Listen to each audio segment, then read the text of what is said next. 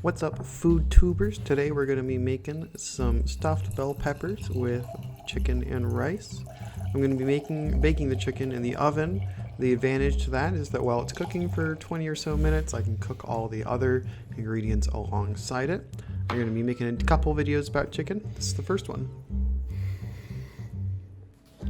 So the first thing we're going to do is we're going to prepare the chicken by removing any excess fat that's on the outside of it. So that just means looking around, seeing if there's any of those fleshy white bits, and then trimming them off. A lot of this fat is going to get melted in the oven, so don't get too concerned with getting every single little speck off of it. Just, look for those big pieces and trim them off. When we're done doing that, we're going to salt and pepper the chicken.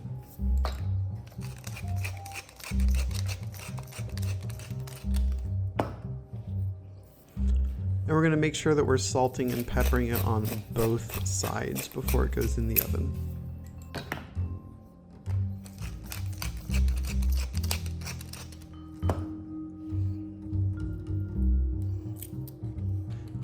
This is going in a 350-degree oven for 20 minutes. We're going to start roasting our bell peppers. This can be done in a stove or in a frying pan, but I'm doing it on the gas. Right on the gas stove. It's a little bit easier and faster for me. First, we're going to evaporate off the water from when I washed it, and then we're just going to slowly rotate it until we get a good char all the way around. When you do this in the oven, it's not going to char, but it is going to soften the inside of it, and that's really all we're after. The charring is just an effect of how quickly it's heating from using the straight flame.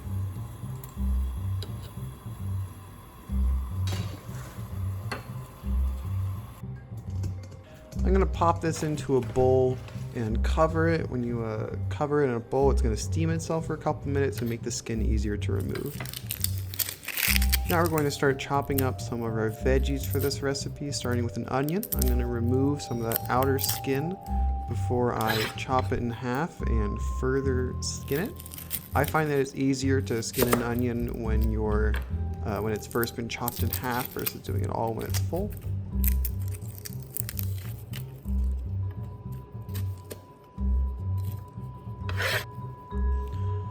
Now, as we chop this onion, I usually start by doing one cut through the center of it down the length, and then a couple of cuts in the middle, just straight up and down.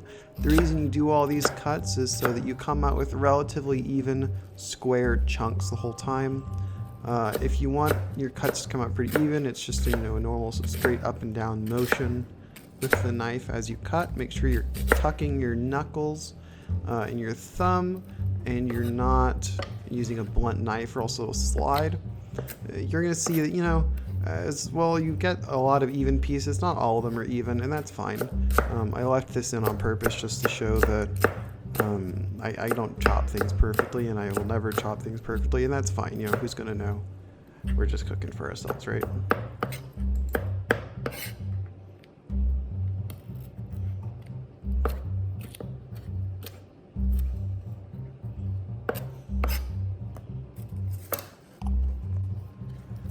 Now we're going to go ahead and chop some garlic as well. I find the easiest way to peel garlic is to smash it first and then peel it off. I'm going to use a paring knife to remove a little blemish on the surface of the garlic. Great instance to use a paring knife because the regular knife is just too large and unwieldy to get a small section like that. I'm going to do that cut down the center of it before I do a couple cuts lengthwise. Here, unlike the onion, I'm not doing that up and down motion. This is more of a circular motion where the front of the knife is always on the cutting board. I just find this easier for cutting smaller things, but you do you. We're going to heat up the frying pan, and in doing so, we're going to add some olive oil as well. This olive oil sputters at the beginning because the pan was wet before I added it. This can be because it wasn't too clean, or it can be I just cleaned it and didn't dry it all the way. Regardless, if it keeps sputtering for more than 30 seconds, you might want to change pans because you don't want your oil to jump out at you. We're going to add the onion and just bump it for a little while. This is the exact same thing as using a wooden spoon to move it around, except I just like throwing food all over the kitchen, so I bump it. Once the onions have gotten to soften, we're going to add some garlic in there as well. You don't want to add the garlic at the very start because onions take a long time to cook and get all the moisture out of them, and the garlic takes a lot less time, so we add it about halfway through. I'm going to throw in some tomato that I forgot to record cutting and mix that in as well.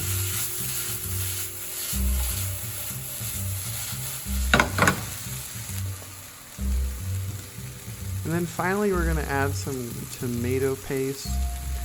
Tomato paste just gives everything a nice tomatoey, umami flavor. You don't have to use that much. Nobody ever measures it. You just squeeze it for a little bit. And I'm mixing this in intentionally with the spoon because when things get liquidy, they don't bump super well.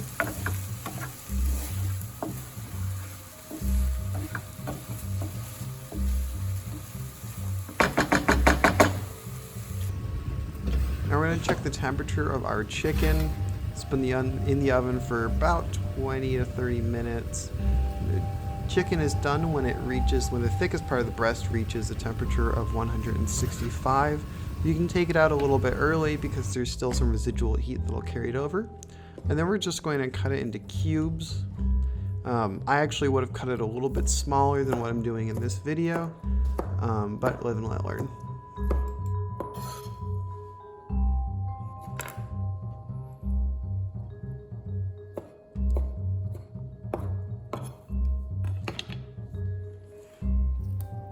I'm also cutting up some herbs from the garden. These are basically just an Italian herb mix. You could use the dried stuff, but I have fresh herbs in the garden, so I thought I might as well. I'm putting them together in a little bushel and then turning them and cutting them some more. It's just an effective way to cut them all at the same time when you have a bunch of little things like that. You're going to notice that my cutting board is moving a lot as I'm chopping. That happens when you don't have a cutting board with little grips on the bottom, and an easy way to stop that from happening is just putting a wet towel underneath. I add the herbs and the chicken in with our onions from earlier and just mix it up with a spoon. It's a little bit too big to bump it at that point, but that didn't stop me.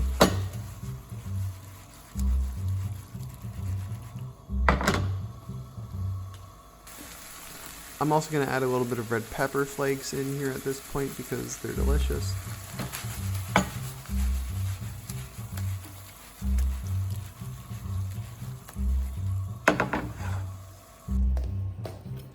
Now we're going to skin the pepper. Some people like that burnt chocolatey flavor. I'm not one of those people, so I just skin it off really quick with a knife. You don't actually have to do this part if you did it in the oven. I just scrape the knife along the side of it to get most of the char off, and whatever I can't get off with the knife, I get off with my fingers. We're going to make a quick incision down the center, just like your high school frog. And we're going to open it up to take the seeds out and the ribs out.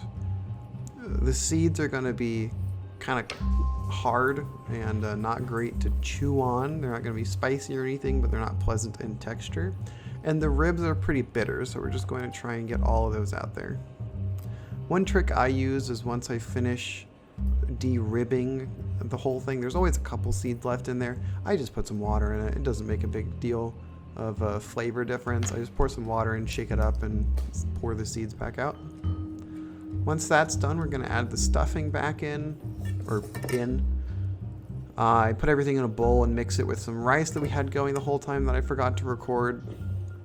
And we're just going to open it up and gently put it in. We don't want to put too much because we want the pepper to maintain integrity when we pop it back in the oven.